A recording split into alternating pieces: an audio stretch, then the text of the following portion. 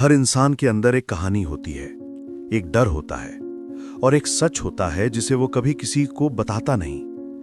कभी रात के 2 बजे बिस्तर पर पलट पलट कर हम सबके दिमाग में एक ही सवाल चलता है, क्या मैं वैसे जी रहा हूं जैसे मुझे जीना चाहिए, या मैं वैसे जी रहा हूं जैसे लोग मुझसे उम्मीद करते हैं। हमारी जिंदगी में सबसे बड़ा बोझ जो हम उठाकर चल रहे हैं, शायद वो हमारा पास्ट नहीं, शायद वो हमारी प्रॉब्लम्स नहीं, शायद वो हमारी फेलियर्स भी नहीं। सबसे बड़ा बोझ है लोग क्या कहेंगे। सोचिए, कितनी बार आपने कुछ करना चाहा पर किसी के जजमेंट के डर ने आपको रोक दिया। कितनी बार आपने अपनी खुशी सैक्रिफाइस की सिर्फ इसलिए क्योंकि आपको किसी को डिसअपॉइंट नहीं करना था। कितनी बार आपने मास्क पहना सिर्फ ताकि दुनिया को लगे कि आप परफेक्ट हो, पर अंदर से आप थक चुके थे।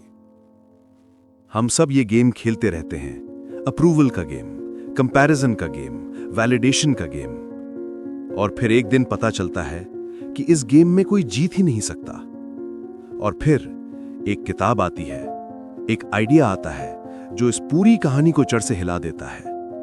The courage to be disliked. ये किताब कहती है कि हैप्पीनेस इज सिंपल, पर हमने उसे इतना कॉम्प्लिकेटेड बना दिया है कि कभी-कभी तो खुशी से डर लगने लगती है। इस किताब में कोई मोटिवेशनल पंच लाइन्स नहीं, कोई चीजी डायलॉग नहीं, कोई ओवर द टॉप एडवाइस नहीं। यह किताब एक कॉन्वर्सेशन है, एक हीटेड, ऑनेस्ट, अनकंफर्टेबल कॉन्वर्सेशन, एक फ्रस्ट्रेटेड यंग मैन और एक डीपली वाइज फिलोसोफर के बीच। यंग मैन हमारी तरह ही है, ओवरथिंकिंग करता है, पास्ट को ब्लेम करता है, लोगों की ओपिनियन में फंसा हुआ है और खुद से ही नाराज है। फिलोसोफर बिल्कुल ऑपोजिट, शांत, डायरेक्ट और रूथलेसली ऑनेस्ट। वो ऐसी बातें बोलता है जो आपको पहली बार absurd लगती हैं, पर ध्यान से सुनो तो वो आपकी फाउंडेशन को तोड़ देती हैं और एक नया स्ट्रक्चर क्रिएट करती हैं। इस किताब का हर चैप्टर एक चैलेंज है, आपके बिलीव्स के खिलाफ, आपकी स्टोरी के खिलाफ, आपके एक्सक्यूजेस के खिलाफ। ये किताब कहती है, तुम बदल नहीं पा रहे हो क्योंकि तुम बदलना नहीं चाहते, क्योंकि तुमने अपने प्रॉब्लम्स में कंफर्ट ढूंढ लिया है। ये किताब कहती है, पास्ट तुम्हें कंट्रोल नहीं करता, तुम पास्ट का मीनिंग डिसाइड करते हो। और सबसे पावरफुल बात, अगर तुम सच में फ्री रहना चाहते हो तो तुम्हें यह एक्सेप्ट करना होगा कि कुछ लोग तुम्हें पसंद नहीं करेंगे। सोचिए, कितनी बड़ी आजादी है ये। ऐसी आजादी जो सिर्फ रूल्स तोड़ने से नहीं मिलती, बल्कि अपनी अंदर के बैरियर्स तोड़ने से मिलती है। आज का वीडियो सिर्फ एक ऑडियो बुक नहीं, ये एक इनर जर्नी है, एक मिरर है जिसमें आप अपनी असली सोच को देखेंगे, एक रीसेट बटन है आपकी लाइफ के लिए। जितना लंबा ये नरेशन होगा, उतना आप अपने अंदर की गहराइयों में उतरते जाओगे। अगर आप कभी फील करते हो कि मैं लोगों की ओपिनियन में फंस गया हूं, मैं अपनी जिंदगी खुद नहीं जी रहा, मैं अपने पास्ट का प्रिजनर हूं, या मैं खुद से ही खुश नहीं हूं, तो ये किताब आपके लिए लिखी गई है। और आज इस वीडियो में आप ये पूरी journey step by step, chapter by chapter experience करने वाले हो। तो हेडफोन लगाइए, डीप ब्रेथ लीजिए और allow yourself to meet a version of you जिसकी जिंदगी लोगों से नहीं, खुद से चलती है। Welcome to the courage to be disliked. रात का वक्त है, शहर में शांति उतर आई है। गलियों में कोई खास हलकत नहीं, सिर्फ थोड़ी थोड़ी हवा जो पत्तों को हिला रही है। शहर के कोने में एक पुराना सा घर है, दीवारें किताबों से घिरी हुई, एक पेलती हुई चेयर और बीच में बैठा हुआ एक फिलोसोफर। उसके चेहरे पर वो सुकून है जो सिर्फ उन लोगों के पास होता है जिन्होंने जिंदगी को समझने में सालों लगा दिए हों। वो अपनी डायरी में कुछ लिख ही रहा होता है कि थम थम थम दरवाजे पर जोर का नॉकिंग होता है, इतना जोर जैसे कोई बेचैन हो, परेशान हो और अब और रुक नहीं सकता। फिलोसोफर एक लम्हा रुककर अंदर से धीरे सांस लेता है और फिर दरवाजा खोल देता है। दरवाजा खुलते ही अंदर की गर्म रोशनी से कपकपाती हुई एक शैडो दिखाई देती है। वो शैडो है यंग मैन। आंखों के नीचे डार्क सर्कल्स, सांसों में घबराहट और दिल में एक भर भर कर जमाई हुई नाराजगी। वो बिना किसी हेजिटेशन के अंदर घुस जाता है। यंग मैन गुस्से में, आप ही वो फिलोसोफर हैं ना जिनके बारे में सब लोग इतनी तारीफ करते हैं, जिन्होंने लोगों की जिंदगी बदल दी। मैं आज आपकी सारी बातों का सच जानने आया हूं। फिलोसोफर उसकी तरफ देखकर एक हल्की सी मुस्कान देता है। वो मुस्कान कोई एरोगेंस की नहीं, बल्कि एक समझदार आदमी की होती है जो किसी और के दर्द को समझ सकता हो। फिलोसोफर: बैठिए, आप काफी परेशान लग रहे हैं। यंग मैन गुस्से से चेयर खींचकर बैठ जाता है।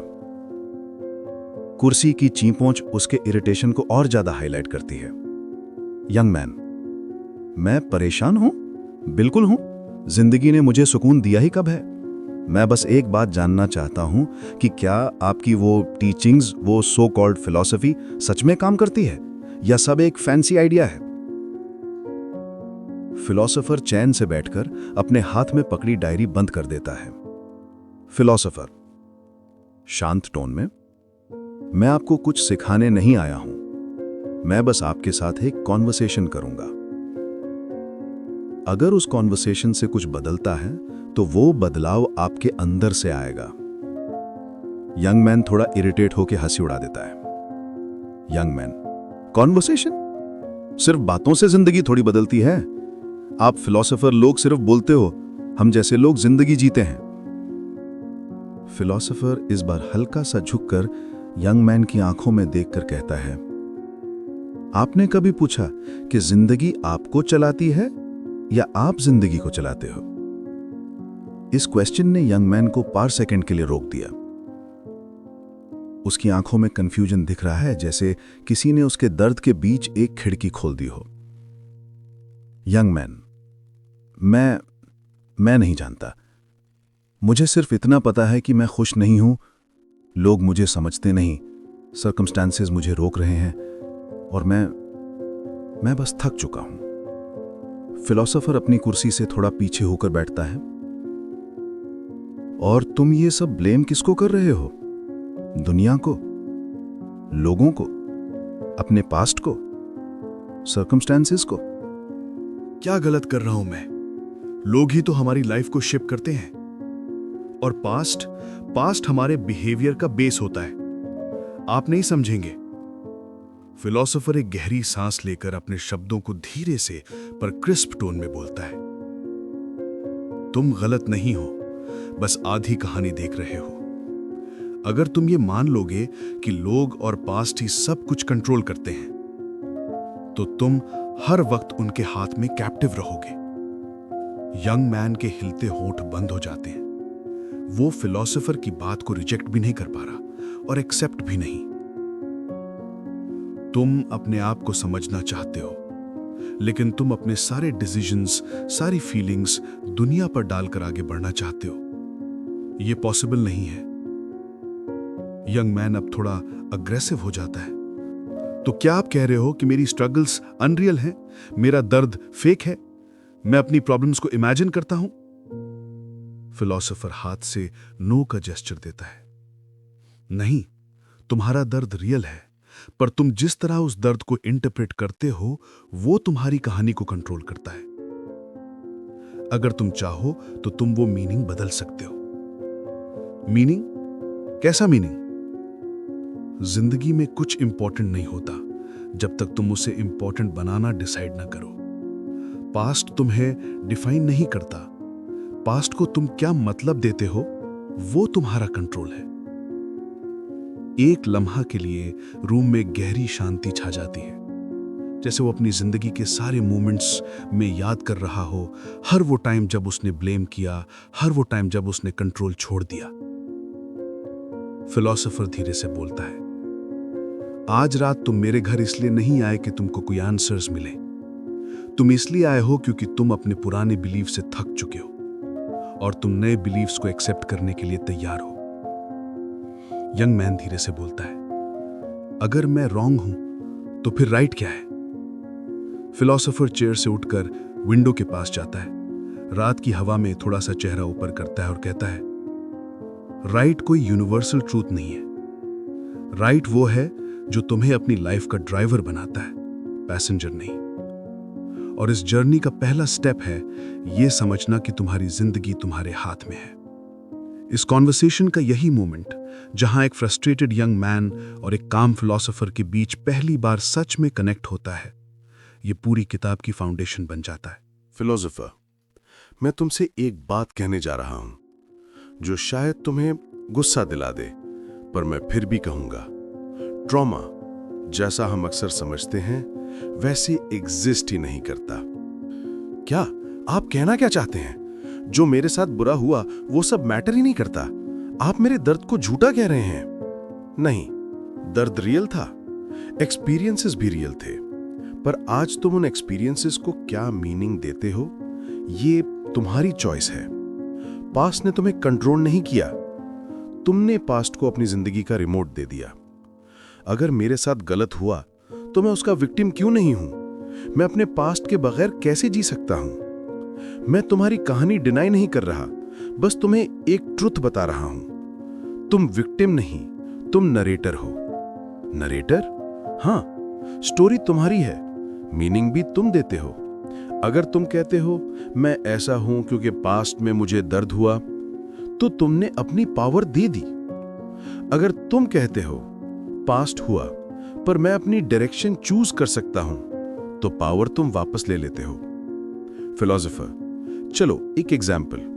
तुम कहते हो तुम सोशल एंजाइटी से सफर करते हो, इसलिए तुम पार्टीज अवॉइड करते हो। Yes, simple. तुम्हारी एंजाइटी का रूट तुम्हारा पास्ट नहीं, तुम्हारे माइंड ने अवॉइड पीपल का एक पर्पस बना लिया है। पास्ट का यूज बस जस्टिफिकेशन के लिए होता है। तो आप कह रहे हैं कि मैं अपनी प्रॉब्लम्स खुद क्रिएट करता हूं। मैं इंसल्ट नहीं कर रहा, मैं सिर्फ इतना कह रहा हूं कि अगर तुमने प्रॉब्लम क्रिएट की है तो तुम उसे अनक्रिएट भी कर सकते हो। एक बात याद रखना, पास्ट सिर्फ मेमोरी है।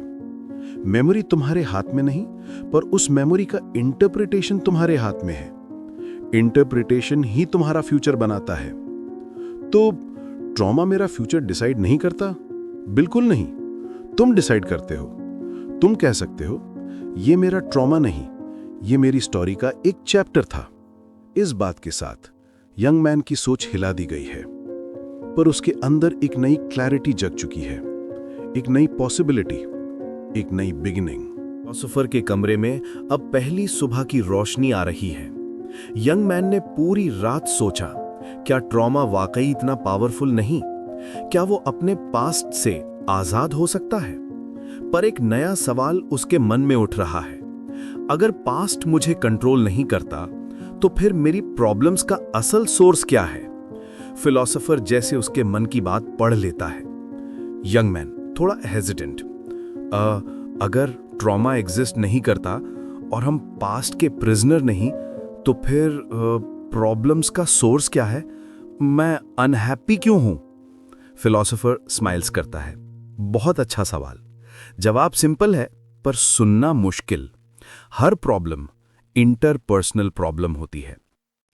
इंटरपर्सनल मतलब लोग? हां, हर प्रॉब्लम इंसान इंसान के बीच होती है। थिंक, अगर तुम दुनिया में अकेले इंसान होते, क्या तुम्हें शर्म आती? क्या तुम्हें जेलस होता? क्या तुम्हें फियर ऑफ रिजेक्शन होता? नहीं, एग्जैक्टली। तुम्हारी सारी तकलीफें, एंगर, जेलसी, इनसिक्योरिटी, लोनलीनेस, ये तब आती हैं जब हम दूसरों के साथ कंपेयर करते हैं, दूसरों की अप्रूवल चाहते हैं, दूसरों की एक्सपेक्टेशंस के हिसाब से जीते हैं। तो मेरी प्रॉब्लम्स लोगों की वजह से हैं? नहीं, लोगों की वजह से नहीं, तुम लोगों के बारे में क्या सोचते हो, इसकी वजह से। जरा सोचो, तुम डिप्रेस्ड हो, क्यों? यंग मैन सोचता है, क्योंकि लोग मुझे समझते नहीं, मुझे अप्रिशिएट नहीं करते, मैं उनके नजरों में इंपॉर्टेंट नहीं लगता। एग्जैक्टली। तुम्हारी तकलीफ कोई बायोलॉजिकल तकलीफ नहीं है, तुम्हारी तकलीफ तुम्हारी प्लेसमेंट सोसाइटी के मिरर में है। तुम सोचते हो कि लोग क्या कहेंगे, लोग मुझे कैसे देखते हैं, मैं उनके नजरों में कितना वैल्यूएबल हूं।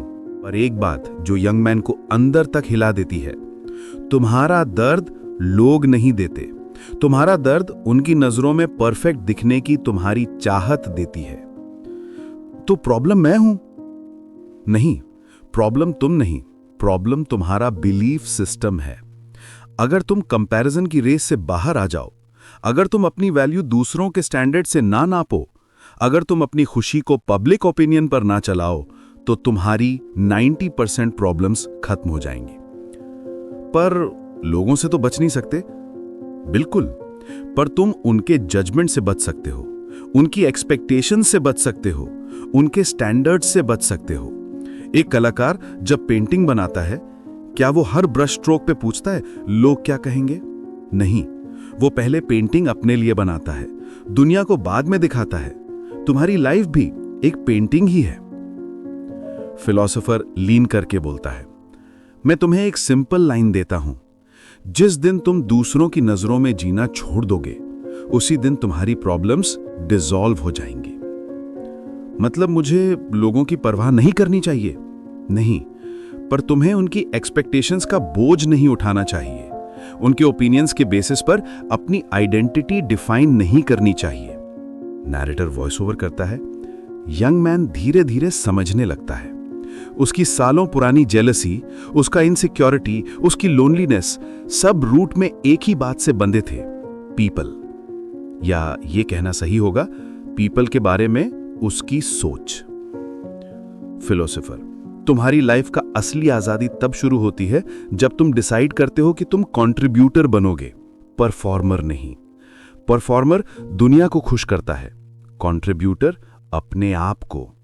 यंग मैन डीप ब्रेथ लेता है। तो मेरी प्रॉब्लम्स मैं और दुनिया के बीच की चेन थी? बिल्कुल, और अब तुम्हारा वक्त आ गया है वो चेन तोड़ने का। यंग मैन को अब एक नया ट्रूथ मिल गया है। उसकी सारी स्ट्रगल्स, उसकी सारी तकलीफें, उसके सारे बैटल्स इंटरपर्सनल थे, और जैसे ही वो ये समझता है, चेंज का एक नया दरवाजा खुल जाता है। सुबह के इस हिस्से में एक अजीब सी शांति है। फिलॉसफर के कमरे में हल्का सा सनशाइन आकर वुडन फ्लोर पर गिर रहा है। यंग मैन अब थोड़ा रिलैक्स दिखता है, पर उसके चेहरे पर एक नई कंफ्यूजन भी है कि प्रॉब्लम्स लोगों की वजह नहीं, लोगों के साथ हमारे रिलेशंस की वजह होती हैं। पर एक सवाल अभी भी उसके जहन में घूम रहा है, अगर लोगों के साथ ही प्रॉब्लम्स होती हैं तो फिर उन्हें हैंडल कैसे करें? फिलॉसफर जैसे उसका दिमाग पढ़ लेता है। यंग मैन, अगर सारी प्रॉब्लम्स इंटरपर्सनल हैं तो फिर उनसे निकलने का तरीका क्या है? लोगों के एक्सपेक्टेशंस, उनके जजमेंट, मैं इनसे कैसे बच सकता हूं? फिलॉसफर स्लाइट स्माइल, वो तुम नहीं बचोगे, तुम उन्हें सेपरेट कर दोगे। Young man, separate? फिलॉसफर, हां, सेपरेट टास्क्स। फिलॉसफर टेबल से एक सिंपल पेंसिल उठाता है और यंग मैन के सामने रखता है। फिलॉसफर, ये पेंसिल उठाओ। यंग मैन उठाता है। फिलॉसफर, अब बताओ, ये काम किसका था, तुम्हारा या मेरा? यंग मैन, मेरा। सही, बिकॉज यू पिक्ड इट। अब फिलॉसफर खिड़की की तरफ पॉइंट करता है। अगर मैं तुमसे बोलूं कि कल से लोग तुम्हें पसंद करना शुरू कर देंगे, तो क्या ये तुम्हारा काम है? यंग मैन, नहीं, ये तो लोगों का रिएक्शन है। एग्जैक्टली। तो तुम क्यों उनके रिएक्शन का बोझ उठाते हो? यंग मैन साइलेंट हो जाता है। फिलॉसफर, इंसान की जिंदगी में सिर्फ दो तरह के टास्क्स होते हैं, मेरे टास्क्स, दूसरों के टास्क्स। प्रॉब्लम तब आती है जब हम दूसरों के टास्क को अपना समझ के स्ट्रेस लेने लग जाते हैं। यंग मैन कंफ्यूज होता है, but how do I know कौन सा टास्क मेरा है और कौन सा किसी और का? फिलॉसफर एक सिंपल लाइन बोलता है जो चैप्टर का फाउंडेशन बन जाती है। फिलॉसफर, जिसका रिजल्ट तुम्हें बेयर करना पड़े वो तुम्हारा टास्क है। यंग मैन, और जिसका रिजल्ट मुझे बेयर नहीं करना पड़े? फिलॉसफर, वो तुम्हारा टास्क नहीं। फिलॉसफर, अगर तुम पढ़ाई नहीं करते तो कॉन्सिक्वेंसेस तुम्हें मिलेंगे, देयरफॉर इट्स योर टास्क। अगर तुम किसी को इंप्रेस करने की कोशिश कर रहे हो पर वो इंप्रेस नहीं होता, तो कॉन्सिक्वेंसेस उसके हैं, तुम्हारे नहीं। So it's not your task. Young man, realizing, तो लव, रिलेशनशिप, अप्रूवल, ये सब दूसरों के टास्क हैं? फिलॉसफर, बिल्कुल, तुम अपनी फीलिंग्स को कंट्रोल कर सकते हो, उनकी फीलिंग्स नहीं। यंग मैन, और अगर कोई मुझसे नफरत करता है? Philosopher, that is there task, तुम्हारा नहीं। यंग मैन के चेहरे पर एक हल्की सी लाइट जैसे चमक उठती है, जैसे कोई हैवी बोझ उतार दिया गया हो। उसे पहली बार महसूस होता है कि वो सालों से उन कामों का बोझ उठाता रहा जो कभी उसके थे ही नहीं। फिलॉसफर, हमारी लाइफ में अधिकतर पेन तब होता है जब हम उन टास्क्स में इंटरफेयर करते हैं जो हमारे नहीं। लोग मुझे पसंद करें, लोग मुझे अप्रिशिएट करें, लोग मुझे क्रिटिसाइज ना करें। ये सब उनके टास्क्स हैं। तुम्हारा सिर्फ एक काम है, अपने एक्शंस को अपने वैल्यूज के हिसाब से जीना। यंग मैन, पर अगर कोई मुझसे डिसअपॉइंट हो जाए तो?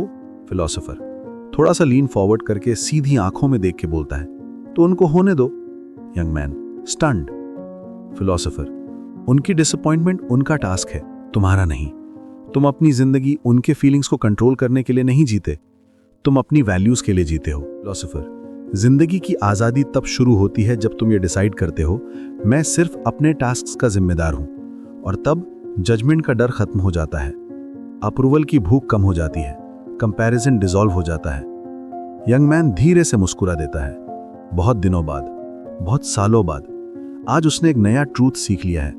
जिंदगी मुश्किल नहीं, हम बहुत सारे टास्क्स अननेसेसरी उठाकर मुश्किल बना देते हैं, और जैसे ही वो टास्क सेपरेट करना सीखेगा उसकी लाइफ सिंपल, फ्री और पीसफुल हो जाएगी। यंग मैन के चेहरे पर अब कोई गुस्सा नहीं, कोई फियर नहीं, सिर्फ एक डिटर्मिनेशन। उसे महसूस होता है जो बातें फिलोसोफर ने पीछे की रातों में कही, उन्होंने उसके अंदर कुछ अनलॉक कर दिया है। पर एक लास्ट कंफ्यूजन अभी भी बाकी है। जिंदगी को सच में कैसे जिया जाए? Not tomorrow, not someday, but now, right now. Philosopher उसके सामने शांत मुस्कुरा रहा है, जैसे वो पहले से जानता हो कि यह सवाल आज आएगा। यंग मैन, मैं समझ गया हूं कि पास्ट मुझे कंट्रोल नहीं करता, कि प्रॉब्लम्स इंटरपर्सनल होती हैं, और कि मुझे सिर्फ अपने टास्क का जिम्मेदार होना चाहिए। पर फिर भी एक डर है। मैं सोचता रहता हूं, क्या मैं सही कर रहा हूं? क्या मैं फेल हो जाऊंगा? क्या मेरी लाइफ मीनिंगफुल बनेगी? फिलोसोफर, और यही तुम्हारी सबसे बड़ी प्रॉब्लम है। तुम जिंदगी को जीते नहीं, तुम उसे कैलकुलेट करते हो, प्लान करते हो, प्रिडिक्ट करते हो, कंपेयर करते हो, पर जीते कब हो? Young man silent. फिलोसोफर, तुम फ्यूचर में जीने की कोशिश करते हो, पर जिंदगी कभी फ्यूचर में नहीं होती, जिंदगी हमेशा अब में होती है। फिलोसोफर डीप ब्रेथ लेता है और सॉफ्ट टोन में कहता है, तुम्हारी सबसे बड़ी चैलेंज ये नहीं कि तुम सक्सेसफुल कैसे बनो, तुम्हारी सबसे बड़ी चैलेंज ये है, तुम अभी के मोमेंट को कितनी ईमानदारी से जी सकते हो। Young man, but how? Philosopher उसकी आंखों में देखकर कहता है, by choosing to be useful, not in the future, not for recognition, but now, in this very moment. Philosopher, तुम्हारी प्रॉब्लम यह नहीं कि लोग तुम्हें लाइक करते हैं या नहीं, तुम्हारी प्रॉब्लम यह है कि तुम उनके लाइक करने को अपने काम का रिजल्ट समझते हो। तो मैं क्या करूं? बस एक सिंपल चीज, कंट्रीब्यूट। वो काम करो जिससे तुम्हारी प्रेजेंस दुनिया में थोड़ी सी लाइट लाए। एक छोटी सी हेल्प, एक छोटा सा एफर्ट, एक छोटी सी काइंडनेस, ये सब तुम्हारी जिंदगी को मीनिंगफुल बनाते हैं। रिकॉग्निशन नहीं, कंट्रीब्यूशन। पर अगर कोई अप्रिशिएट ना करे, फिलोसोफर सॉफ्टली स्माइल्स करता है। अप्रिशिएशन उनका टास्क है, कंट्रीब्यूशन तुम्हारा। फिलोसोफर अपनी कुर्सी से थोड़ा आगे झुकता है, जैसे अब वो सबसे इंपॉर्टेंट बात बोलने वाला हो। फिलोसोफर, इंसान तब तक ट्रूली हैप्पी नहीं हो सकता जब तक वो अपने आप को किसी कम्युनिटी का हिस्सा ना समझे। Not just family, not just friends, but the entire humanity. This is the community feeling. Community feeling? हाँ, ये वो सोच है जो कहती है, I exist to make the world slightly better because I am here. तुम्हारा सेल्फ वर्थ रिकॉग्निशन से नहीं आएगा, पर उस फीलिंग से आएगा कि तुम किसी के लिए यूजफुल हो, useful for the world, useful for life. Young man की आंखों में टीयर्स आ जाते हैं, पर ये वीकनेस के टीयर्स नहीं, ये अंडरस्टैंडिंग के टीयर्स हैं। तो जिंदगी का मीनिंग किसी ग्रैंड प्लान में नहीं, बिल्कुल नहीं। जिंदगी का मीनिंग तुम बनाते हो जब तुम हर मोमेंट में डिसाइड करते हो कि तुम कंट्रीब्यूट करोगे, चाहे कितना भी छोटा काम हो। Young man, to live in the here and now. Yes, और इसी को कहते हैं the courage to be disliked, क्योंकि जो इंसान प्रेजेंट में जीता है वो लोगों के जजमेंट से डरना छोड़ देता है। फिलोसोफर अपना हाथ यंग मैन के कंधे पर रखता है। तुम आज से फ्री हो, free to choose, free to act, free to live, not as a victim, not as a performer, but as a creator of your own life. Young man deep breath लेता है। Philosopher last line बोलता है, Tomorrow is not promised, yesterday is not yours, all you ever truly have is now. और इस तरह ये conversation खत्म होती है, पर एक चीज शुरू होती है, यंग मैन की नई लाइफ, ऐसी लाइफ जिसमें वो अपने पास्ट का प्रिजनर नहीं, फ्यूचर का स्लेव नहीं, बल्कि प्रेजेंट का क्रिएटर बन चुका है। यही है the courage to be disliked, यही है ट्रू फ्रीडम। आशा करता हूं दोस्तों ये वीडियो आपको पसंद आया होगा और आपकी लाइफ में कुछ वैल्यू ऐड की होगी। अगर आपने इस वीडियो से कुछ भी नया सीखा हो तो इस वीडियो को लाइक karen और अपने दोस्तों के साथ भी शेयर करें। और हाँ, कमेंट में जरूर बताएं आपने आज नया क्या सीखा। ऐसे और वीडियो देखने के लिए हमारे चैनल साइड एफर्ट्स को सब्सक्राइब करें। Thank you.